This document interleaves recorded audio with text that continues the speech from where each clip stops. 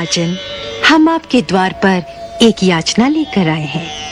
हे ब्रह्मचारी, आपकी जो इच्छा हो मांग लीजिए, मैं उसे अवश्य पूरी करूंगा। गाय, सोना, मणि, माणिक, बड़ा घर, संपत्तियों से भरे हुए गांव, हाथी, घोड़े, रथ, जो इच्छा हो मांग लीजिए। हम वचन देते हैं, आपकी हर इच्छा पूर्ण करेंगे। हे असुराज, मैं जानता हूँ कि आप सारे जगत के स्वामी हैं। तीनों लोकों में ऐसी कोई वस्तु नहीं जिसे आप ना दे सकते हो।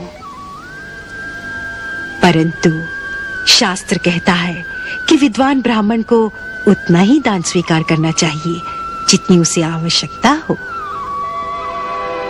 सो हे राजन, हमें यज्ञशाला के लिए थोड़ी सी भूमि की आवश्यकता है।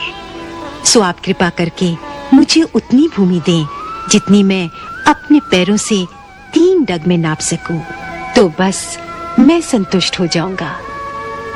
3 डग भूमि? जी। आपके पैरों से नाप कर 3 डग भूमि? जी।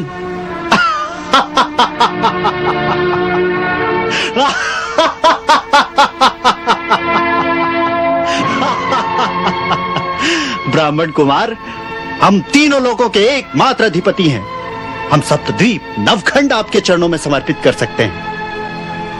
हमसे इतना मांग लो कि जीवन में दोबारा किसी और से मांगने की आवश्यकता न पड़े। हमारे सामर्थ्य अनुसार मांगो ताकि तुम्हारी सब कामनाएं पूर्ण हो जाएं। संसार में सब कामनाएं किसकी पूरी होती हैं राजन? मनुष्य जितना पाता है उतनी ही उसकी तृष्णा बढ़ती जाती है। आपके पास सारी धरती है, उससे क्या आपकी कामनाएं तृप्त हो गई हैं? नहीं, आपको अब स्वर्ग का अधिपति बनने का लोभ है। सो लालसा और लोभ जितना बढ़ाओ उतने ही बढ़ते जाते हैं। सो हे राजन, मैं आपकी दानवीरता का सम्मान करते हुए अपने लिए केवल 3 पग धरती मांगता हूँ।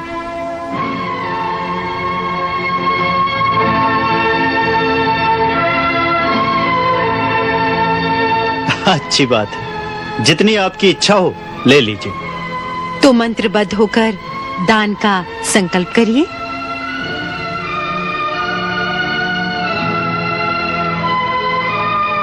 राजन,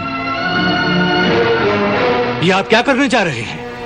जिन्हें आप सामान्य बटुक कुमार समझकर 3 पग धरती दान करने जा रहे हैं, वो देवताओं का काम बनाने के लिए अदिति के गर्भ से जन्म लेने वाले स्वयं अविनाशी भगवान विष्णु हैं।